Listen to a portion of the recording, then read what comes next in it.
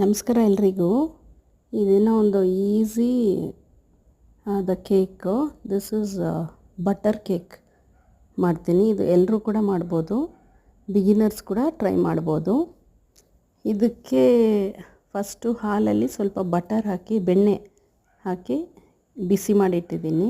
ಇನ್ನೊಂದು ಬೌಲಲ್ಲಿ sugar powder ಮತ್ತು ಸ್ವಲ್ಪ ಮೊಸರು ಹಾಕಿ ಚೆನ್ನಾಗಿ ಮಿಕ್ಸ್ ಮಾಡಬೇಕು. ಸ್ವಲ್ಪ ಮಿಕ್ಸ್ ಆದ ನಂತರ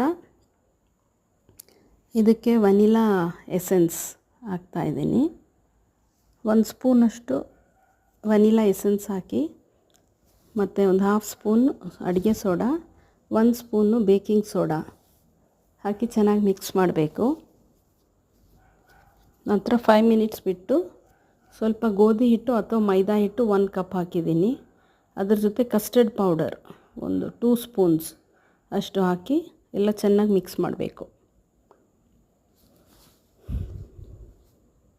ಇದು ಮಿಕ್ಸ್ ಆದ ನಂತರ ನಾವು ಬಿಸಿ ಹಾಲು ಮತ್ತು ಬೆಣ್ಣೆ ಇಟ್ಟಿದ್ವಲ್ಲ ಅದನ್ನು ಹಾಕಿ ಇದರ ಜೊತೆ ಚೆನ್ನಾಗಿ ಮಿಕ್ಸ್ ಮಾಡಬೇಕು.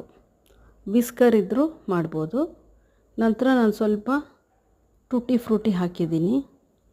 ಚೆನ್ನಾಗಿ ಮಿಕ್ಸ್ ಆದ ನಂತರ ಈಗ ಕೋಟೆಡ್ ಕೇಕ್ ಟ್ರೇಗೆ ಟ್ರಾನ್ಸ್ಫರ್ ಮಾಡ್ತಾಯಿದ್ದೀನಿ ಬ್ಯಾಟರ್ನ. ಸೊ ಅವನಲ್ಲಿ ಒಂದು 20 ಮಿನಿಟ್ಸ್ ಅಥವಾ 25 ಮಿನಿಟ್ಸು ಬೇಕ್ ಮಾಡಿಬಿಟ್ಟು yummy butter cake is ready to eat. ನೀವು ಕೂಡ ಟ್ರೈ ಮಾಡಿ.